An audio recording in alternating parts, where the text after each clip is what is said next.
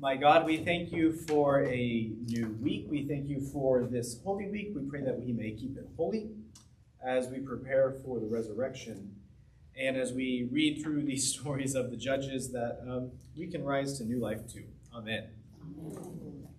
So we have a lot of material that we are going to cover today. And so I'm going to tell you in advance sort of what we're going to do. We're going to do the tiniest review of the three judges we looked at last week.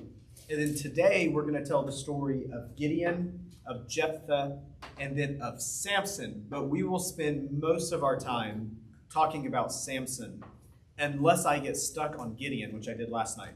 And so I'm going to try to talk less about Gideon and more about Samson.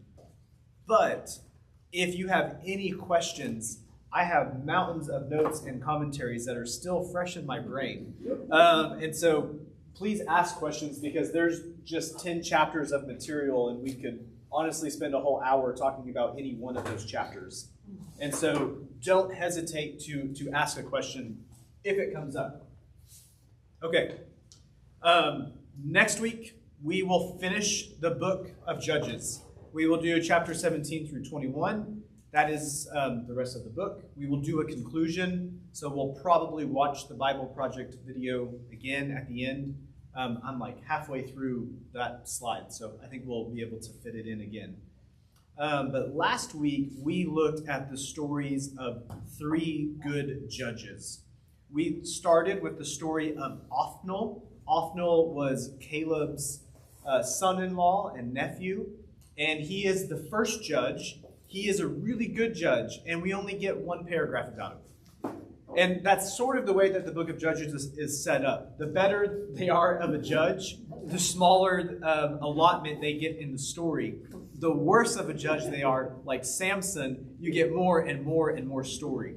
And so remember kind of our poster for this. It's 12 broken heroes and this kind of spiral of chaos and sin. So we're going to watch it all unravel terribly today. We didn't see it much with Othniel, but we did last week somewhat in the story of Ehud, which was this king, and there's a left-handed Benjamite, and he stubs his sword, and the king is so big that the fat folds around the handle, and then they all go up and they defeat the Moabites. And we spent most of our time talking about the story of Deborah and Barak and Jael. And Deborah was a judge and a prophet of Israel, and she helped raise up an army and sent Barak, the commander, after them. And Jael finishes it off. She was not an Israelite, but she was a tent-dwelling nomadic tribe.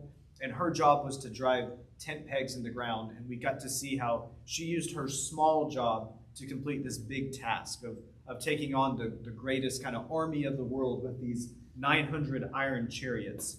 That was what we looked at last week. And it's a really small section. It was only 3 chapters. Today we're going to do 10 chapters because I thought that was a good idea when I made this schedule. And so we will attempt to get through those stories, but please ask questions if there are. There are other judges that are mentioned. We'll give them each about 60 seconds time. We're going to try to get to most of our story about Samson. But as a reminder before we read their stories, the judges in this book are not supposed to be our role models. What they are supposed to serve as is a mirror. And we ask ourselves, how do I follow God? How do I worship God? The judges are not the ones you're supposed to mirror after. They are there to show our own imperfections back at us. And next week, we will kind of conclude the story with we're going to see how horrible the judges are, and then we'll see how horrible Israel and the Levites have become. Essentially, is where we'll end, but we'll get there. We'll get there next time. We're going to start off, though, with the story of Gideon. And so the Midianites and the Amalekites have come and oppressed Israel for 7 years. One thing I told you to pay attention to last week was how long the oppression lasts, how long the rest lasts in between. This one is only 7 years. One thing we saw last week is there was an increase in the timage. So it was 8 years, and then it was 18 years, and then it was 22 years. Now we're only 7 years, which isn't that long, but the type of oppression that they're under is more intense. And so kind of the way that the text describes the Amalekites and the Midianites is they would come at harvest time, and their tents were as numerous as the locusts in the fields. And so you get this idea that they're everywhere. They're like bugs scattered throughout all the land. And I put this map up here, not only so you could see where Gideon is, but the Amalekites are over here, and the Midianites are coming from over here. They're coming from all around. They are surrounded. And the way it's described is that every time at harvest time, they would come and steal all of their food from them, and they would slaughter all of their animals, and they would burn down their fields. And so for 7 years, they're essentially in famine, and all of Israel is hiding in caves because they can't even live in their own homes. And so it's not a good time for 7 years. God sends a man, a prophet, is how the text lays it out, to come and deliver an indictment for what's going on with him. But then we're going to meet Gideon. First, we're going to meet Gideon in a wine press, and I put a picture of a wine press. What do you notice? What does this wine press on the right side look like? Am I in the way? Do I need to scoot over? I don't know if I'm making this better or worse for some of you. Worse. Here we go. I'll come over on this side. Is this somewhat better? Oh, yeah. Is that better? Yeah. Okay. I'm not going to move again, so if you can't see it, you got to move. So, what does this look like? It's like a hole in the ground. It's a cave. When we meet Gideon hiding in the wine press, it's telling us something about his character. So a wine press, it's not like out in the middle of the ground, out in the open. It's like little caves are in the ground. They're in the ground because it keeps it temperature controlled, it keeps it hidden, it keeps it away from the elements and things like that. So you can see kind of how they'd be in the ground. Sometimes these would also be used to mill flour around as you go like in a circle. Maybe there'd be an animal on it, but here's a pretty good picture, and this is one in Palestine that you can see. We meet a man hiding in a hole. Do you think he's brave or fearful? Fearful. Okay, hold on to that, because when it says we meet him in a wine press, that's our first picture of Gideon. He's a man that is afraid. Gideon is not a prophet that is brave or boisterous. Oh, I had another B and I forgot what it was. Brave or bold. He is a fearful, timid, untrusting little guy that ends up having a temper, and we'll see that about him. He also is given another name that's called Jerubbaal, and that comes from this part in the second part of chapter 6. So he is called by God to come and be a judge, but before he can go and lead all of Israel, he is supposed to go to his father's house, so to his own home, his own clan, and tear down the idols there that are set up to Baal. And so he gets this new name in the text. He is named Jerubbaal. And you might notice it. I don't know if you noticed it when you read it, but what do you see there at the end? Baal, yeah. And it's let Baal contend. And so he goes and tears down this idol to Baal, so he gets this new name. He's one who contends with the Baals. Also, one thing, I just want to point this out in this story because you may be familiar with it. What time of day does he go? Night. At night. All right. Does a brave man go tear down daddy's idol at night? No. He's even hidden when he goes and does it. And so we're yet again getting another picture of his story. We're going to go through this very fast. So if you have a question on it, stop me, because we're going to go through it quick because there's a lot of material there. So then there's the story. And does anyone know this story with him and the fleece, the testing with the fleeces? Is this familiar to anyone? No. Okay. So the first thing he does, God calls him. He's sitting in a wine press. God's like, all right, before you can go and cleanse all of Israel, first you got to clean up your own house. All right, God, I'll go do that. Let me sneak in at night and do it. Then he's tore this down. He's about to begin his mission. And you kind of get the sense that Gideon is getting second thoughts. And he doesn't trust God. And so he asks God to have a test. He says, first, I will lay out my fleece on the ground. And I want the fleece to be wet and the ground to be dry. Like there's no dew in the morning on the ground, just on the fleece. And it happens.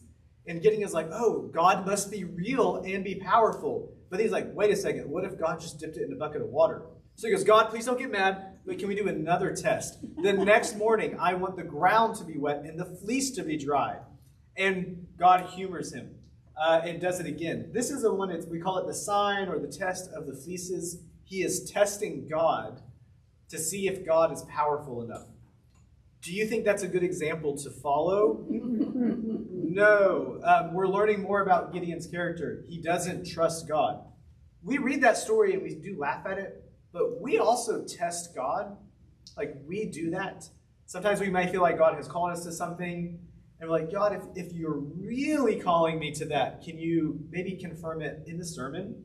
Or maybe, have someone text me something. There are moments when we do this test too. It might not be as explicit or as obvious, but sometimes we wait for signs from God. We're not supposed to do that. We're supposed to trust God, like at God's word. And so here is a reminder of something we're not supposed to do. I wanted to show you this picture. It's an ancient picture of this testing with the fleeces. You see the angel kind of like getting it wet. And I went back and tried to find more information about this, and this picture no longer exists on the internet. And I couldn't find any information about it. So I don't know when I downloaded this and put it in my collection for Gideon's story, but it's there, and I have nothing else to say about it. But I just wanted to keep it in there. I did like a reverse image search on Google. It doesn't exist anymore. So there we go. The main part that you may remember from Gideon's story is this battle of the 300 versus the Midianites. Is this a story anyone's familiar with? Do you know the movie 300, where the Spartans take on like the whole Persian Empire? I think that's maybe related to this story or inspired by it, something like that. So here what happens is that Gideon's like, okay, God's for real, God is powerful. So he goes and he gets an army of 32,000 Israelites, and they get collected in the field. And God tells Gideon, that's too many fighters, because if you beat the Amalekites and the Midianites with 32,000 men, the victory will go to you and not to me. So Gideon makes a speech, and he says, anyone who is fearful, go away. And 22,000 men leave. And he's left with 10,000 men. And God says, that is still too many men. And so they go through these, it's almost, to me, it's like a reverse test. Like Gideon had tested God, and now God tests the army. So they experiment sort of with the way that they drink. And so the long story shortened is those who dip their face into the water, or those who lap it up like a dog, are kicked out of the army. And it's only those who cup the water and drink it like this. But again, not lapping it up like a dog. Only those men can stay. And it's only 300 of them. And so the 300 men, and this is what this is the picture of, they take torches, they take empty jars, they take trumpets, and they go around the hillside where the enemy's encampment is, and they yell, they blow their trumpets, they wave their torches, they break the jars, and everyone gets so scared that they kill all of each other. And so with that, Gideon took on all of the Midianites with 300 men, or at least most of them. Some of them escape, and while he is going to pursue them, he comes across, and this is in chapter 8, he comes across some fellow Israelites. They are Ephraimites, and he asks them for bread. They don't help him, and so Gideon makes this vow. He says, I'm going to go take care of the rest of those who are fleeing, and then I'm going to come back and I'm going to kill all of you. And that's what he does. So one of Gideon's main stories is that, yes, he went and sought after the Midianites, but he also sought and killed other Israelites, which is not what you're supposed to do. So we're beginning to see the unraveling. Gideon sort of lets this power goes to his head. He never consults God in the text. He doesn't say, hey, the Israelites didn't help me out. What do you want me to do? He right then and there on the spot, like a king, makes a vow over other countrymen that he has no reason to be ordering them along. Because remember, judges are not over all of Israel. They're regional. They have limited power. And so he goes and he gets his revenge on all of the other men. And I think, bless you. Do I have how many he killed? Yeah, maybe I do. But he goes and he burns down the city and he kills all of those people. Any questions on the text so far? Don't follow Gideon as an example. Oh, also, in case anyone asks, Gideon's Bibles, it's from this guy. I'm not sure why they picked him as their namesake.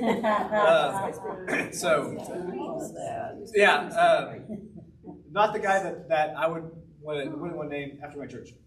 So, not that we have the best heritage anyway. So this part where my Bible calls Gideon's idolatry, I changed it to Gideon's temptation. So Gideon collects all of the gold that they have defeated. And as a reminder, what happens to the spoils of war that you collect? It's supposed to go to God. And Gideon does that, kind of, but he doesn't go and give it to the high priest or to the tabernacle. He keeps it and makes a golden ephod. He makes himself the priestly garments for himself. And they sort of set it up like a statue, like they're going to worship. And in the story, in this section, they ask Gideon, will you be king? And he goes, no.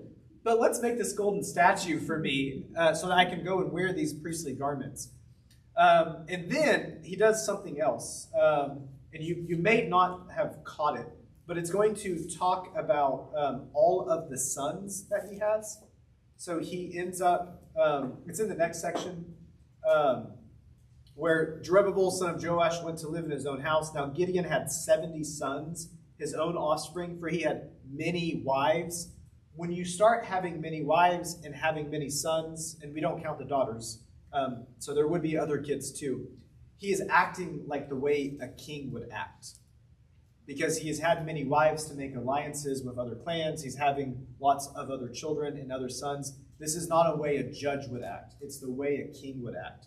So he says he's not a king, but he acts very much like a king.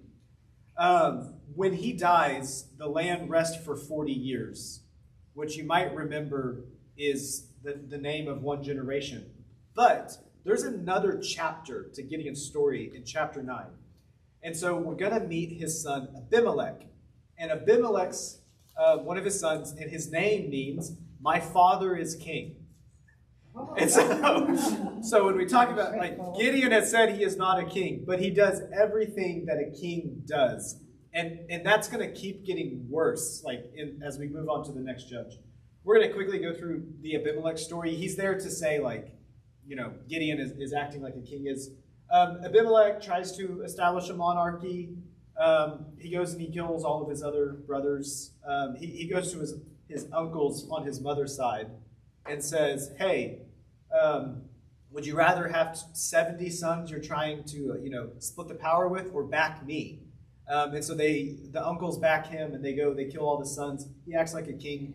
There's one of them that gets away named Jotham. Yeah, Jotham.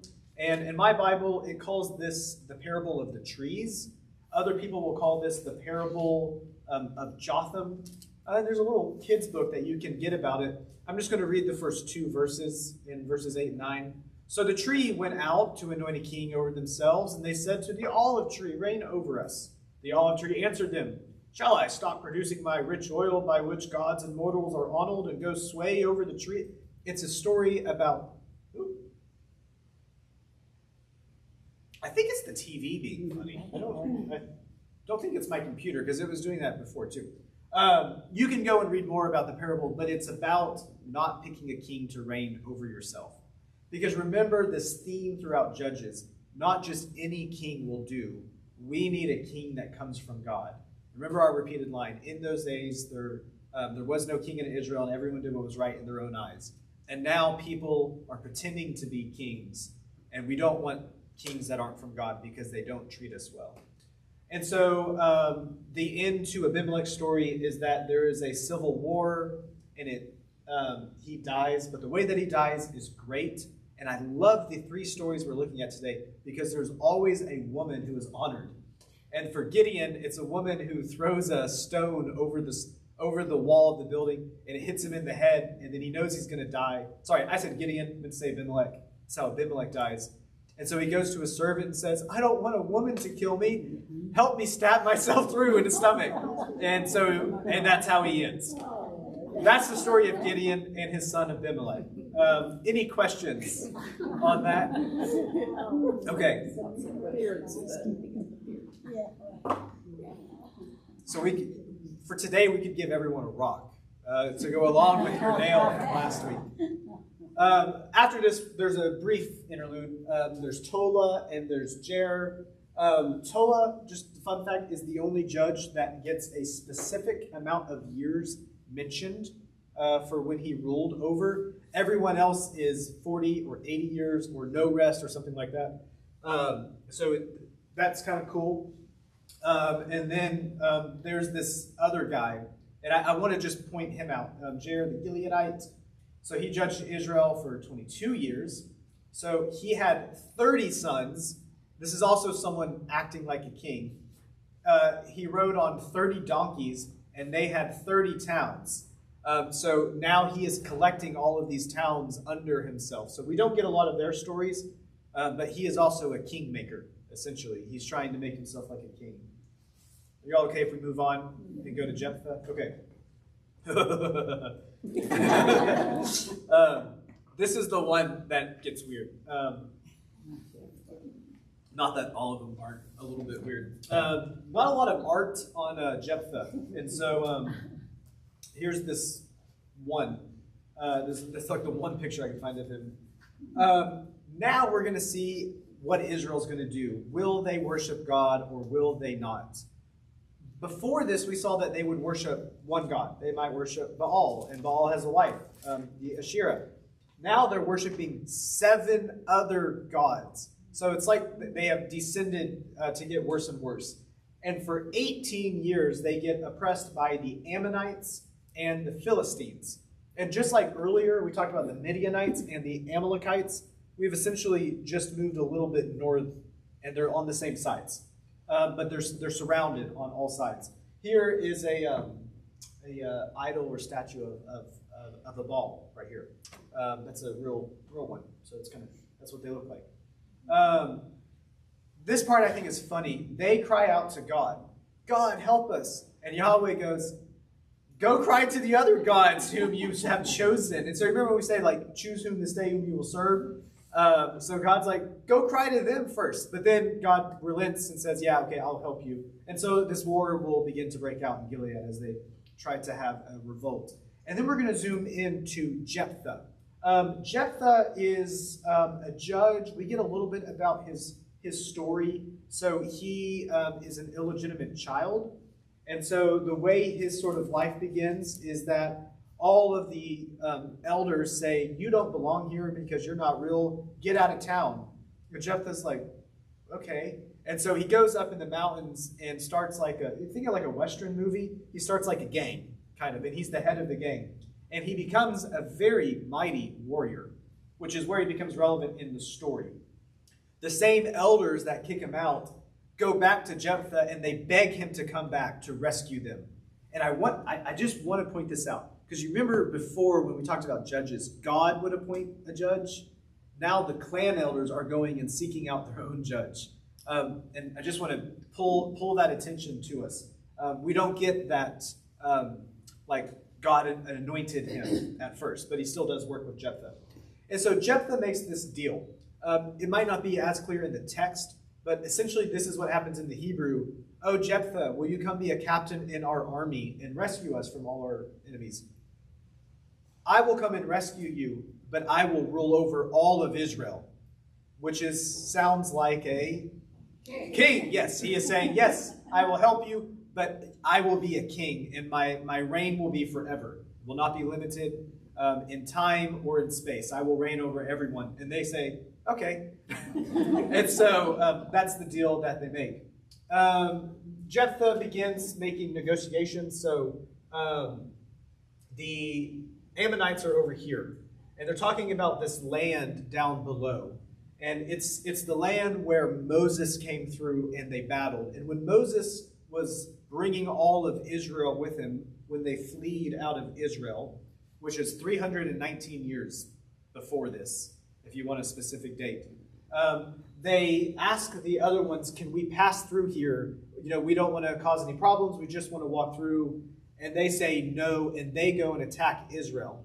And Moses defeats them down here. This is like Og and Bashan. We'll talk about some of them.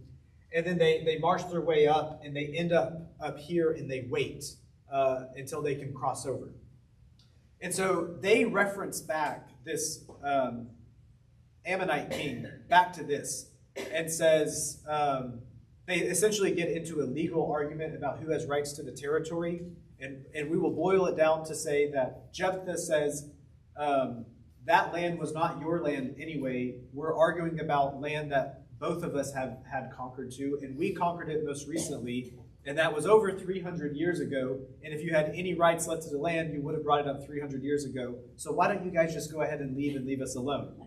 And the Ammonite says, no. And then they go to battle. Any questions about that? Okay. Essentially, he's trying to avoid army, like a battle, and use a legal argument, and it doesn't work.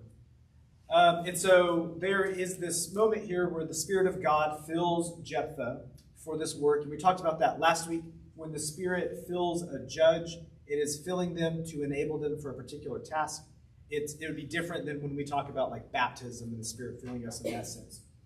And for no reason whatsoever, okay, the Spirit has already filled Jephthah. So like God's enabled Jephthah for the task. But he takes it on himself to make a vow or a contract with God so that he will win. And I want to read it to you. So the Spirit of the Lord came upon Jephthah, and he passed through Gilead and Manasseh. He passed on Mizpah and Gilead. From Mizpah of Gilead he passed on to the Ammonites. And Jephthah made a vow to Yahweh and said, if you will give the Ammonites into my hands, then whoever comes out of the doors of my house to meet me, when I return victorious from the Ammonites, shall be Yahweh's, to be offered up by me as a burnt offering. Okay, two things here. One, there was no reason he didn't have to make a vow. And also, we never earn God's favor with sacrifice. We do sacrifices for two things. We've talked about some of those sacrifices in here. There was 5 types of sacrifices. 2 of them were like sin offerings. One was a personal sin offering. If you did something wrong, it was a sign of your repentance. One of them was the atonement one, which happened once a year for all of Israel. 1 priest, 1 goat. Okay, and that was all of Israel's sin taken care of. All the other types of offerings are these free will or thanksgiving or fellowship offerings. They're just because you want to. Do you ever sacrifice a person in any of those? No. And remember that Judges is set up to say we have to follow God the way the law teaches us to. And so when you say, I'm going to burn a person who comes out of my house, you're not following Yahweh. You're acting like a Canaanite or an Ammonite or one of these other Hittites. And so he makes his vow for no reason, and he makes a horrible vow. And when you read it, you go, that's horrible. Well, yes, and that's the point. But he still does win the battle. And then we're going to meet Jephthah's daughter. So after he wins the battle, he goes back home, and his just beautifully dedicated daughter comes out with cymbals and dancing and cheering like, yay, Dad, you're back from the war. And his first response, he tears his robe, mourns, yells out, oh, my daughter, you wound me, for I have made this vow. And she's like, well, Dad, if you made a vow to God, you should follow it. And he's like, well, I'm going to... He tells her the vow. And what ends up, she says, will you give me 2 months to go and to mourn her virginity, that she is a young woman, that she will not get to grow up. And he does. So she takes 2 months. Here's a picture. So she would, if you are into like royalty shows, we watch a lot of like the royalty shows. There's like the women in waiting at court. Like the queen would have all those around her. Think of her like this. Like she has a bunch of servants or maidservants with her. And they go out with her for 2 months to mourn with her. And then she comes back and something happens. She is probably killed by Jephthah, although the text is unclear. And in the Midrash, some like to argue that maybe she was just put away where she remained a virgin forever. I don't know why. I think people made that up to make the story feel more comfortable. it's supposed to make you uncomfortable. And there is this kind of cool note that every year they would take 4 days to go and mourn her throughout all of Israel. All of the young women and virgins would. And so that is pretty much Jephthah's story with the daughter. Any questions on this part?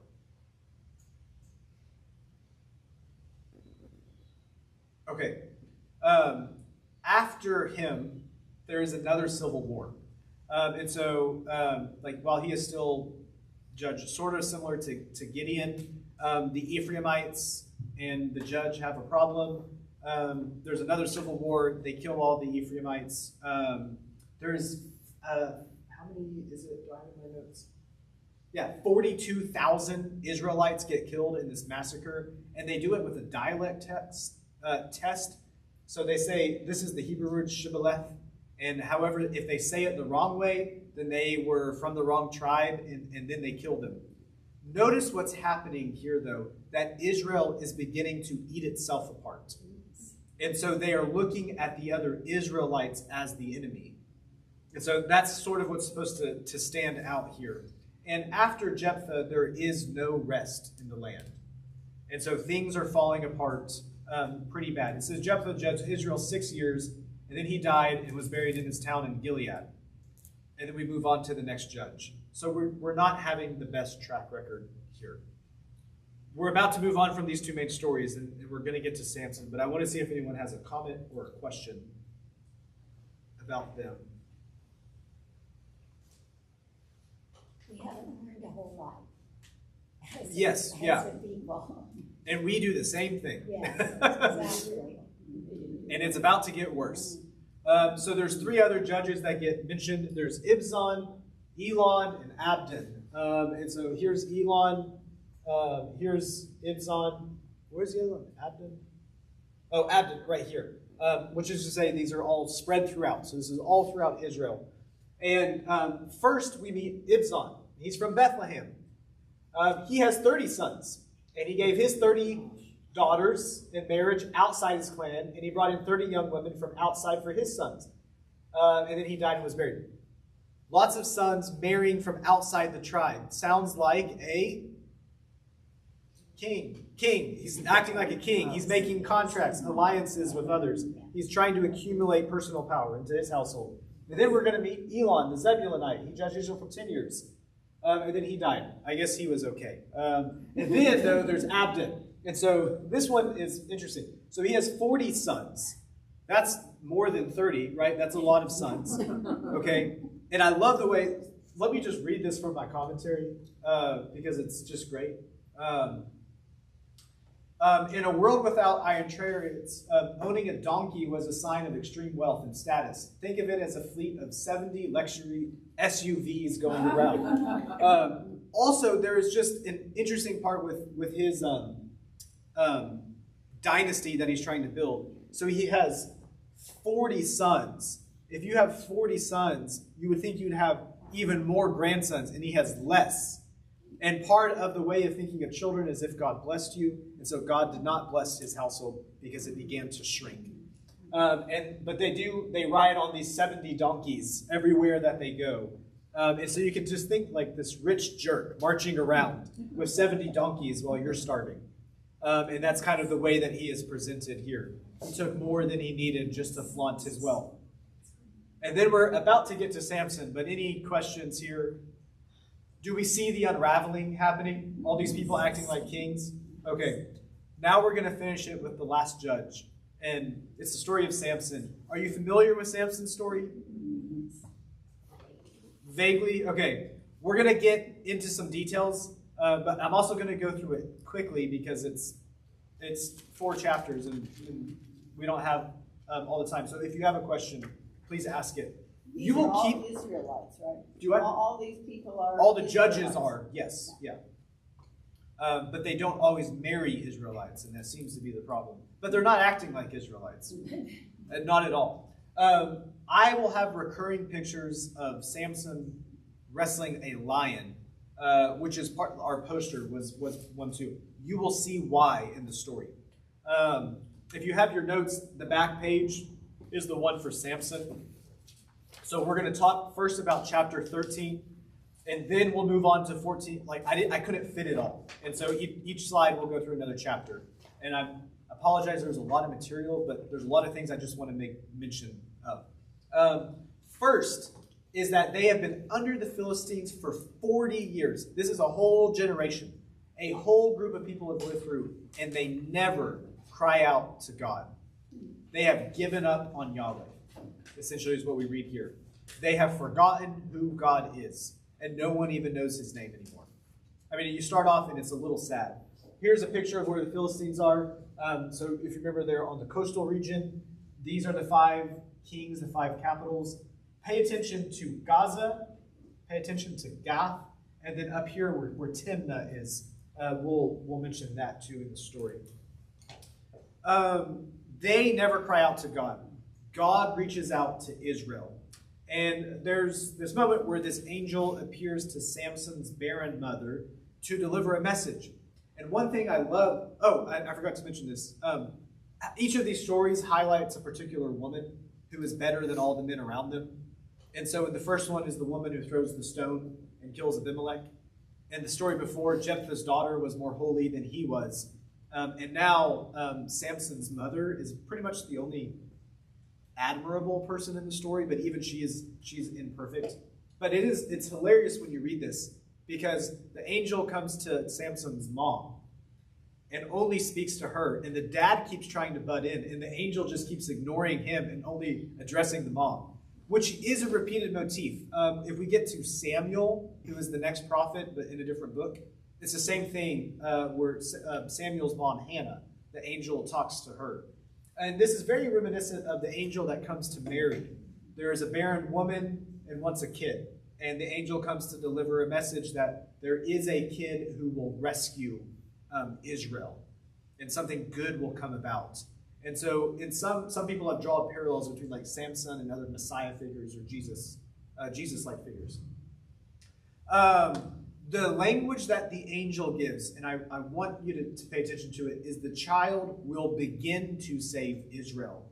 Even in the Hebrew, when it's announced that Samson will come, he is not enough to save or deliver all of Israel. He will begin the work, but it won't be finished. And that's because we need a king eventually to come that's from God. And so, as a precursor before his story, Samson is a prophet of failure. And every story about him is a story of failure. And I will show you that. And we will point out the parts that are, everything he does is a failure. He does not do one good thing. Everything he does is messed up. Or done in the wrong way or something like that. If you have questions about the way the Father interacts with the angel, because I know I did when I was reading it, he is acting in expected ways. Essentially, he's trying to discern more info.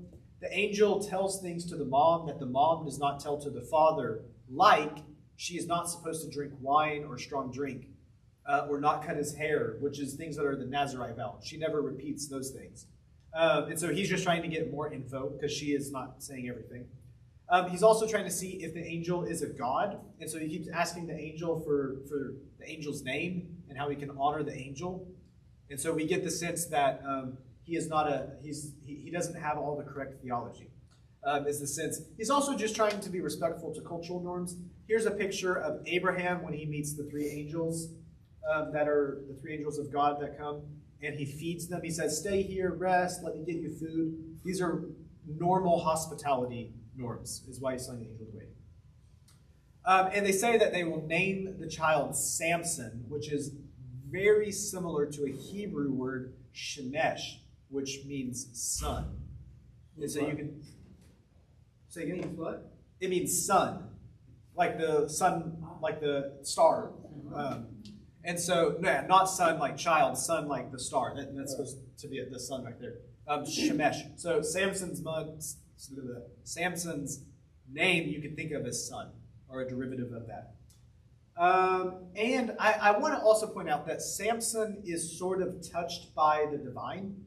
You see that in his name. Oh, also where he is born is just a few miles away from a city that worshipped the sun. Had a idol there, was known for that. But a lot of scholars will connect Samson to the Greek Heracles, or the Roman Hercules, or the like Mesopotamian Gilgamesh stories. And so all of those will include stories of someone with superhuman strength that is somehow sent from God. And like the stories, this is a statue of Hercules wrestling a lion. Is all like common motifs too. And so the story of like Heracles or Hercules is a story that's widespread. And so it's playing off some motifs from those stories. If you want to email me about that later, we can talk about that. But we're going to move on. And the part I want you to pay attention to, there's this and two other ones. Samson is given a Nazirite vow, which mainly means no cutting of hair. But if you're writing in your notes, no bick. This is how I was taught it in school. No bick, like the razor. So no dead body. This is the Nazirite vow. You can touch no dead body. You can kill something and make it dead. But once it's dead, you can't touch it, or you're unclean. No intoxicants. So the way it is in the text, no strong drink or wine, which would mean beer is okay, but nothing else more than beer. And no cutting of the hair. And that is the main one. When a Nazirite would take their vow, you can think of it like a monk today. They might do a limited vow. It might be like, for 1 year, I will take this Nazirite vow. It's represented with no cutting of the hair. It included the other things. But once you cut your hair, it showed that your vow was done. And so you might vow yourself to a particular work. Samson's vow is to drive out the Philistines. And so until they're driven out, he should not cut his hair, because that was what he was vowed to. So remember, no bit, no dead body, no intoxicants, no cutting of the hair. Okay? Also, pay attention to phrases like seeing or eyes. I will point out some of them. Unfortunately, our texts do not always translate the Hebrew literally. But when it says like Samson wanted or Samson was pleased, the Hebrew phrase is it was pleasing to his eyes. So, or you'll see a lot, he saw something and then he acts. Samson is sort of presented as this beast-like man that doesn't think or use logic. He sees things, he wants them, and he acts. He never thinks about anything. He also never prays until, well, we'll wait till we get there, so it's not a spoiler. He prays one time, and it's funny when you get there. Also Yahweh blesses him, and the Spirit of Yahweh began to stir inside. And that's sort of how Samson's story begins. Any questions on any of this part? And then we'll move on into the story. Would you tell me the BIC again? No body, no intoxicant, and no cutting. Thank you. No body being that he doesn't kill anybody? You don't touch a dead body. Oh. Killing things are okay, because they were alive when you touched them. But once they're dead, you can't touch them. Is that true for animals and humans? Yes. Okay. How did they dispose of their dead? So first off, not everyone's a Nazirite. Okay. This is a personal vow. But still, for all Israelites, if you touch a dead thing, you're ceremonially unclean. And you would go through a ritual of cleansing to be it. Which is why, like for Jesus, he had to be down before a certain time so that those could still honor their Sabbath and stuff like that. Good questions. Any more? Okay. If you want to take even extra notes, these are the jobs he has. Worship Yahweh, obviously, because he's an Israelite. Defeat the Philistines. Not party with the Philistines. Not hang out with the Philistines. Not marry the Philistines. Not fall in love with the Philistines. Not keep going to Philistia and keep going to visit all their cities. Defeat the Philistines. Touch no dead body. No intoxicants. No cutting of his hair. He never does any of these things. All right, so we're going to start with Samson's failed wedding. This is chapter 14. So Samson sees a Philistine woman, and then he wants her. He goes to his dad. He says, hey, I see a woman. I want her. And the dad's like, well, she's not an Israelite. Pick someone else. And he says, no, I want her. And he kind of like a kid with a tantrum. And so then he goes with his parents on his way, and they see a lion. And so Samson rips the lion open by its mouth, which is why all these stories of Samson are the pictures that I have or him with the lion, wrestling it open. And he kills the lion, and in the text, he does not tell anyone what he does. And he goes and he sees the woman, and he says, they kind of make their marriage arrangement. And then on his way back, he sees the lion again. And a hive of bees have made a hive in its mouth. Okay, so the lion is dead, but he sees the honey and he wants it. So he goes and pulls the honey out of the dead lion's mouth and eats it. So from the very get-go, like we meet Samson and he sees a Philistine woman, and then he touches a dead thing and he eats from it, which is also that's gross to anyone. I mean, that's not just gross because of his vow. And then he has a wedding. And the way the weddings would work, they would last like 7 to 9 days, and he is drunk out of his mind. So now he's broken his second vow. He's not supposed to drink alcohol, and he's drunk. And he's partying with the Philistines. And he makes this riddle, and we'll make the story a little bit shorter, but he makes this riddle about, and here's a picture of him drinking his party. He's the life of the party. He's having the time of his life. He fits among the Philistines. And he makes this riddle about a dead thing and eating from it and stuff. It's about how he killed the lion and ate from it. And nobody knows the answer to the riddle because it's about himself. He's very full of himself. And they keep giving these answers, and he's made this deal with them that he'll give them 30 robes. And don't think like my spare shirt. Think like, I don't know, what's an expensive jacket brand? And think of an expensive jacket brand. So they really want to know the answer. And so his fiance is like, Samson, tell me the answer. And so he tells her the answer. And then she goes to all the men, this is the answer. And they tell the answer to Samson. And he gets so angry that he storms out of the middle of the wedding ceremony. He goes and he kills 30 Philistine men, takes their robes, goes back to his wedding ceremony. You kind of get the idea. He walks in, here's your robes, and he just leaves. And he goes back to his house. And so he doesn't get married to her. And hilariously, she gets married to the best man. And so that's his first wedding. So we get this idea. This guy is rash. This guy is harsh. He's full of himself. And he doesn't follow any of the rules that he's supposed to follow. Samson, for some reason, gets jealous. And so he gets revenge. And so he goes back to the father. And he's like, dude, why did you marry the daughter that you promised to me to someone else? And the dad's like, you left. I thought you got divorced, which was how it would have worked in it. He just left and went back to his home. He has left her. And the dad's like, well, how about my younger daughter? And so, which would have been a normal thing. But Samson doesn't like it because he saw something he wanted. So, like any normal and reasonable person, he goes and he captures a bunch of foxes, which is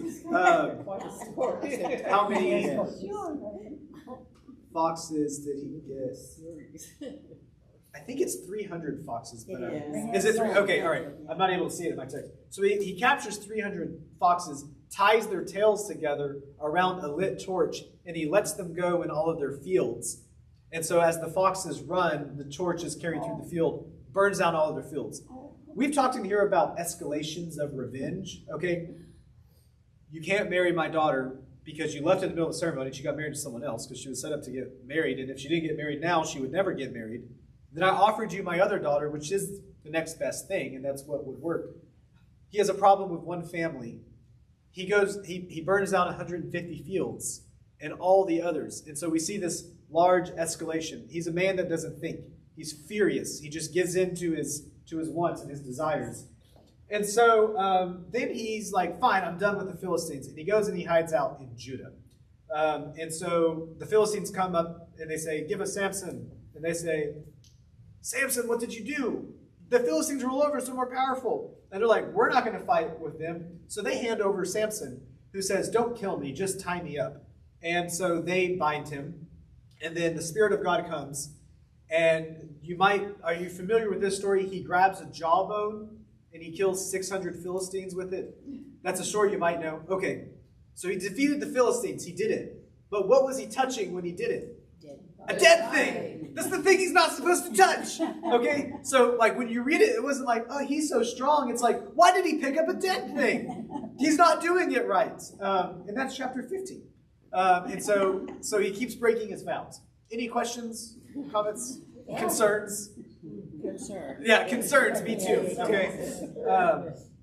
And I know we're going through this fast, so thank you for letting us go through it quickly. He is just dumb. And so, He's a narcissist. very much, yeah. So, then for some reason, after he's done all this, he's like, I'm going to go back to Philistia. So he goes to Gaza, and when he's at the gate, he sees a prostitute, and he wants her. And so then what that leads to is that the Philistines go, oh, we have seen a weakness, because this guy will do whatever he wants, and he has a weakness for women. And so they go to Delilah, who's a woman there. This is not that most important, but you might want to write this down. Each of the 5 kings, so he has banded together the Philistines. First off, there are 5 independent kingdoms. And they each pay Delilah, or the deal is 1,100 shekels of silver, which means she'll get 5,500 in total. That number, 1,100, is not really important in this story, but next week it will come back up. And that's probably on purpose. So if you just want it as a fun fact, you can write that down. That's a lot of money. She's going to be set for life, okay? If she can just find Samson's weakness. So the way that this goes down is that, and Samson says he falls in love with Delilah. You know, he sees her, he wants her, and she seems to reciprocate, so now he's in love. And they go through this series of tests where she asks Samson, where's your strength come from? Where's your weakness? And he tells her. And then she does that thing. And it goes, Samson, the Philistines are upon you. And he breaks the bowstring. Same thing plays out. And then he breaks the ropes that are around him, because he says, if you bind me. Then it's like if you tie my hair into a loom. That's my weakness. It doesn't. Okay, 3 times the same thing is played out. If you're any intelligent man, you would pack up and leave. Okay, and so what I call this is the cutting of Samson's will and his hair. Because it's like his will he just gives up. I don't know. I seriously think he may have given up on his strength because he wanted the woman, like he wanted Delilah so much. So then he says, well, I'm a Nazarite and I can't cut my hair, and that's the source of my strength. Well, he falls asleep.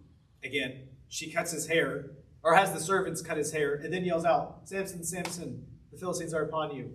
And he has no strength. And so they bind him, and then they blind him. They gouge out his eyes. What has Samson's root cause been? What has gotten him into trouble? His eyes. It's what he sees and he wants. He sees this. It's been pleasing to his eyes. Now he can't see. And it's somewhat ironic, but what Samson sees brings his downfall, and that eventually blinds him. But it's not until he is blinded that it's the only time that he prays. The only time he talks to God is when he can't see. And the prayer is ironic, and so we'll read it on the next slide. I want to show you one thing. If you look at pictures of Samson, there's typically like 3 stories that you will see, or maybe 4, like the ones with him wrestling the lion, which I like. You'll also probably see him with the jawbone defeating the 600 Philistines. You will probably see him with Delilah, is maybe the most prominent one. But you'll also see ones where he's like a bodybuilder pushing on these pillars, which we're about to get there. There's a different picture, and I want you, when you picture Samson in this chapter, don't picture him as a bodybuilder pushing down the pillars. This is what he looks like now. And I really love this painting because he is a broken man at his weakest point. He is in shame. So they use him to mill the flour. He's like a horse doing the work of an animal now, like a beast. And I like this picture because it doesn't show him in his strength. He doesn't have any strength anymore. Also, he had supernatural strength, so it's not like it was his muscles that gave him power. It was the Spirit. But I like this one, how he's broken, his eyes are gouged out, and that's very clear. So they make this festival to Dagon, which is a Philistine god. And essentially he is the spectacle because they have defeated him. And he's humiliated. And while he's in the middle of this festival, it's the only time that we see him pray. And it's verse 28. And could someone read just verse 28? And Samson called unto the Lord and said, O Lord God, remember me, I pray thee, and strengthen me. I pray thee, only this once, O God, that I may at once avenge of the Philistines for my 2 eyes. Okay, we have read a lot of prayers in here, like the Psalms. And when they pray, or like Joshua and Moses, God, give us this victory for your name's sake. Give this victory so people will know your power and your honor. Samson's only time that he talks to God, God, give me this victory so I can get revenge for my eyes. Because that's all he cares about is what he sees and what he wants. Okay, so that part, it's supposed to be glare. It's like, dude, you can't even pray right.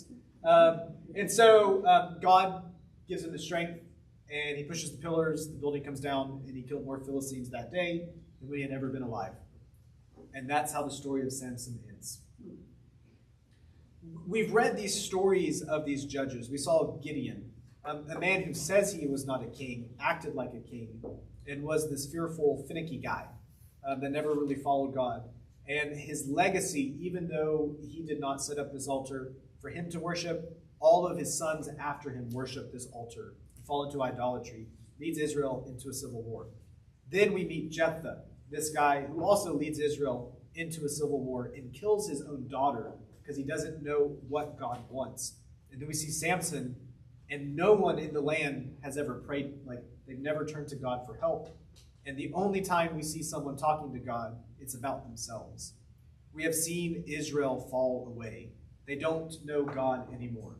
And so next week, we're going to be introduced with the line, in those days there was no king, and everyone did what was right in their own eyes. Also funny after this, because all of Israel has seen these other things, and they have taken them and not served God. And so we will see how widespread that is next week. But we're going to end with a discussion. We'll go ahead and break out into our groups for 5 minutes, and then we'll share this with each other. But Gideon and Jephthah and Samson encapsulate the idea of broken heroes. None of them are perfect. All of them make mistakes. What story were you familiar and unfamiliar with? Which story is your favorite? Which I kind of want to hear. And also, what is one lesson or inspiration that you could take away from today? And if you're comfortable to share some of those after the timer goes off, I would love to hear from you as well. So I'll start the timer, and we'll answer this in our small groups. And then if those who want to share can. Yeah. So last night was Pastor. Oh, yeah. That's all right. Read the Old Testament. Come on, reading all of this. It'll take us 5 minutes to get them there. Yeah.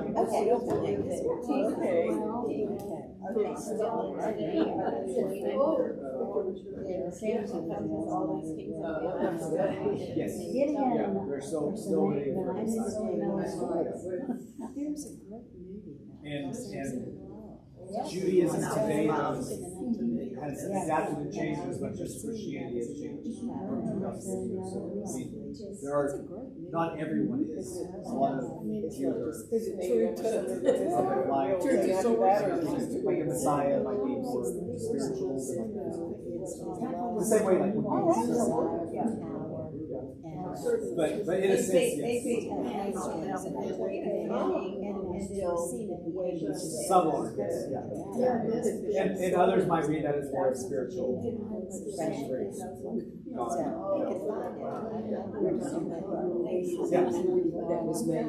That was made. I did. I've seen that. Just a long time ago. But yeah. And I don't know that's unusual.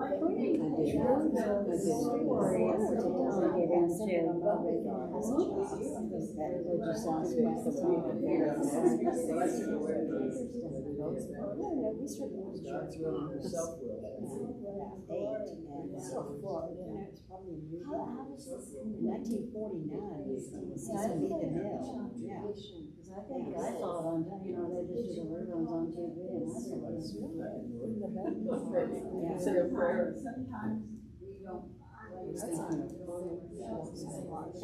Yes, he would be perfect for this I role. mean, you know, total, ego. Yeah. Women, his weakness. He would be like a person to play the role.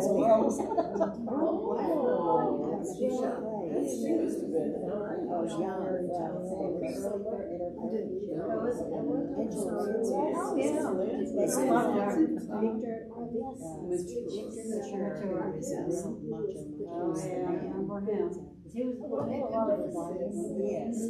Way back in the day. He was significant actor. It's funny how they had a series of them in the first one. I can't imagine how they would just do it now. Series about women in the Bible that were was so different from Abraham's son. I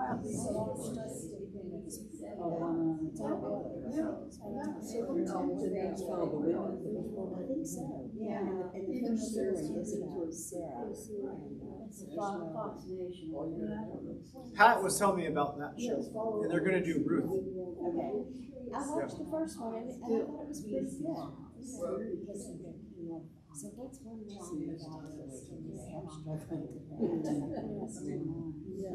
I think what's really she was working is that's happening right now.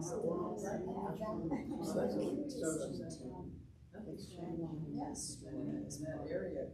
Oral tradition that got carried. Was it in our society?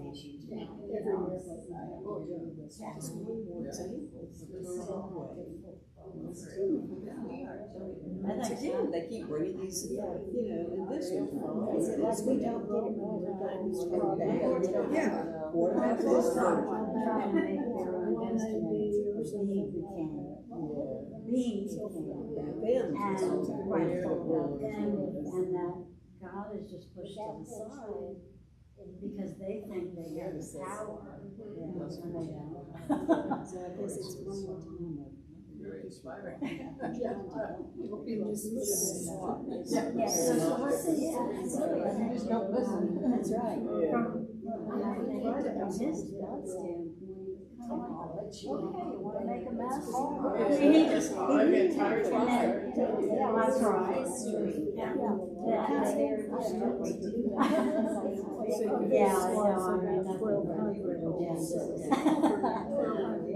so we think it's just one more lesson. That was our 5 minutes.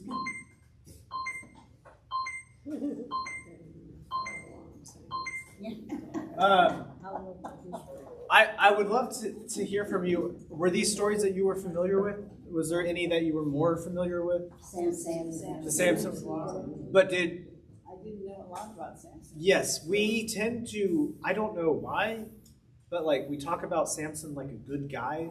And everything that he does, and I hope you can remember the no bick. Like you see, like he never actually did a good thing. Like everything he did was against what he was. He was not just a guy with weaknesses. He was a guy that did the opposite of what a judge was supposed to do, which is sort of true for all of them, but he is the epitome of that. Yeah. Was Samson supposed to be a judge? Yeah, he's the last judge in Judges. Oh, he is the judge. Okay. Yeah, he judged for 20 years. How many did you say? I think it was 20. It was either 20 or 22. I think it's 20. Then he died.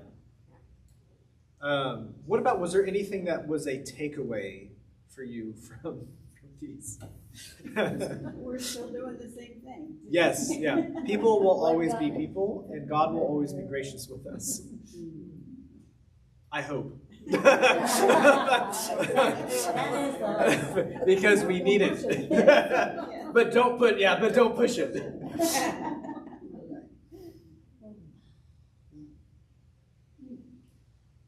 This wasn't specifically related to this, but it kind of was when we were talking about the daughter. Oh, yeah. In the Roman and in the biblical times, when you took a vow, did that take precedence over any sense of right or wrong? Oh, so, yeah. Interesting you bring that up. I want to bring up one thing about that.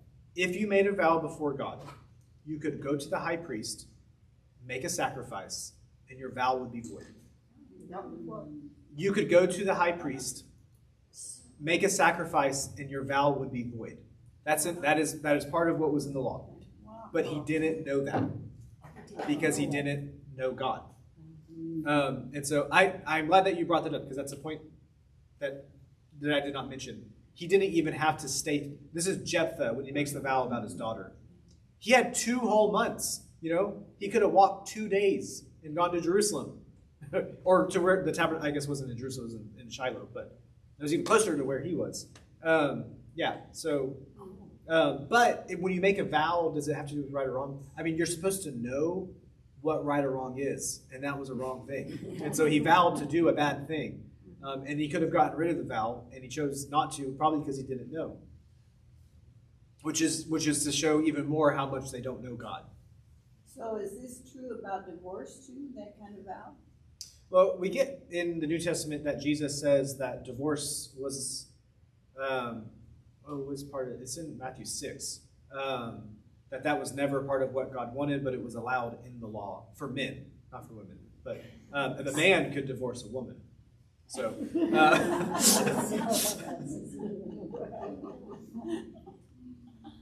Just a question of curiosity. You have spoken about hyperbole before, particularly when you were making the point about where it says in the Bible that these whole civilizations were wiped out. And so if it seems like hyperbole has a place here too, because in my mind, it's difficult for me to conceive that literally every one of the Israelites quit believing or worshiping God.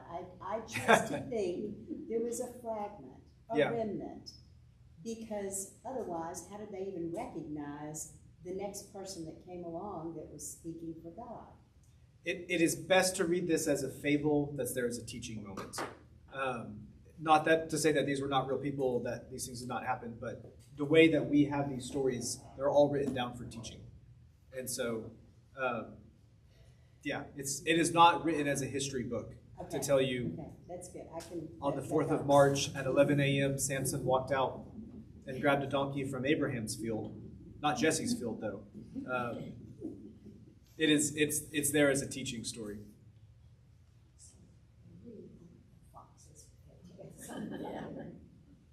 I would love to watch that, though. I mean, how did he hold them? Did he have a big bag? That was the things I thought when I was reading this. That just get dark. Okay. Making sure I wasn't suddenly passing out. I guess that is God's way of saying, be done. So, the Lord be with you.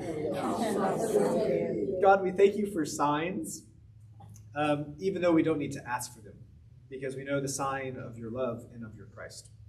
We pray that you would be with us this Holy Week and tonight as we will celebrate the Eucharist being given to us.